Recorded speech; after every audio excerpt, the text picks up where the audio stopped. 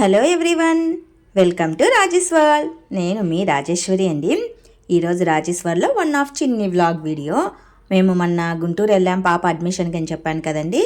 ఆ రోజు అటు నుంచి అటే మేము విజయవాడ కనకదుర్గమ్మ గుడిని కూడా దర్శించుకున్నామండి. గుంటూరు నుంచి విజయవాడ వెళ్ళే బై రూట్ వే అండి ఇది. నేను ఫస్ట్ గుంటూరు ట్రైనింగ్కి వచ్చిన ట్రైనింగ్ సెంటర్ కూడా ఈ రూట్ వేలోనే ఉంది. నేను అప్పటికప్పుడు సెల్లు తీసి వీడియో తీసేంతలోనే ఆ ట్రైనింగ్ సెంటర్ అనేది పాసప్ అయిపోయింది. సో నేను వీడియో తీయలేకపోయాను. ట్రైనింగ్ సెంటర్ కూడా ఈ రూట్ వేలోనే ఉంది.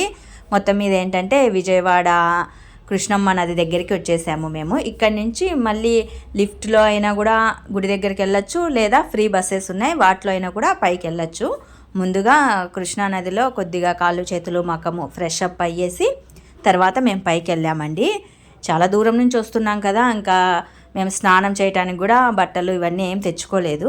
కాకపోతే చక్కగా కాళ్ళు చేతులు మకము కడుక్కొని తర్వాత పైన అమ్మవారి దర్శనానికి వెళ్ళాము. కృష్ణమ్మ నది అండి. అక్కడ కొద్దిమంది బోట్లో వెళ్తారా అని కూడా అడుగుతూ ఉన్నారు. మాకంత టైము లేదు, తీరిక లేదు, ఓపిక కూడా లేదు.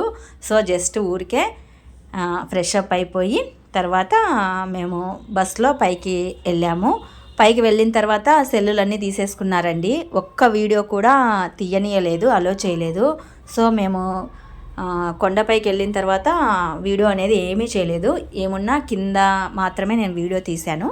పైనుంచి చూస్తున్నప్పుడు కింద లొకేషన్స్ అనేవి మంచిగా అనిపించాయి. ఆ లొకేషన్స్ మాత్రమే నేను వీడియో తీసుకున్నానండి. ఆ బ్రిడ్జి, ఆ కృష్ణానది, ఆ బ్రిడ్జి టర్నింగ్ పాయింట్స్, ఇలా చిన్ని లొకేట్ పాయింట్ మాత్రమే నేను వీడియో తీసుకున్నానండి. పైకి వెళ్ళిన తర్వాత మేము వీడియో తీయనీయలేదు కూడా అక్కడి వాళ్ళు. టెంపుల్ దగ్గరికి వెళ్ళిన తర్వాత ఎవరు వీడియో తీసుకోవటానికి అలో లేదని చెప్పేసి మేము ఎక్కడ వీడియో అయితే తీయలేదు. మళ్ళీ కిందికి వచ్చిన తర్వాతనే వీడియోని నేను స్టార్ట్ చేసుకున్నాను. ఇక్కడంతా వెహికల్స్ పార్కింగ్ ప్లేస్ అండి ఇదంతా. ఇక్కడ నుంచి కాస్త ముందుకెళ్తే కనుక బ్యాగులు పెట్టుకోవడానికి ఒక రూమ్ ఉంటుంది, మనం సెల్లులు పెట్టుకోవడానికి ఒక రూమ్ ఉంటుంది, టోకెన్ ఇస్తారు. మనం ఏవైనా సేవ్ చేసుకోవాలంటే అక్కడ పెట్టుకోవచ్చు అనమాట. అటు నుంచి ఇంకా లిఫ్ట్లో పైకి వెళ్తే కొండపైకి వెళ్తాము, అమ్మవారి దర్శనం అవుతుంది.